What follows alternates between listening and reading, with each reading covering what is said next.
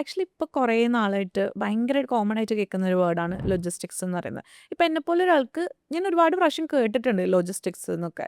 പക്ഷേ ഇതെന്താണ് എന്നൊന്നും ഭയങ്കര കൃത്യമായിട്ട് അറിയില്ല.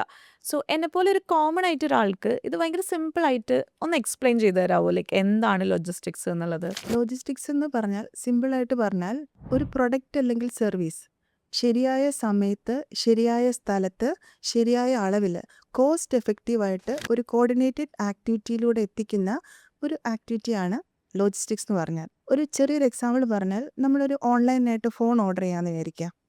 അതൊരു ഫാക്ടറിയിൽ നിന്ന് തുടങ്ങി ഒരു വെയർഹൗസിൽ വന്ന് പാക്കിങ്ങും ലേബലിംഗ് എല്ലാം കഴിഞ്ഞ് മൾട്ടി മോഡൽ ട്രാൻസ്പോർട്ടേഷൻ എടുത്ത് നമ്മുടെ വീട്ടിലെത്തുന്നു.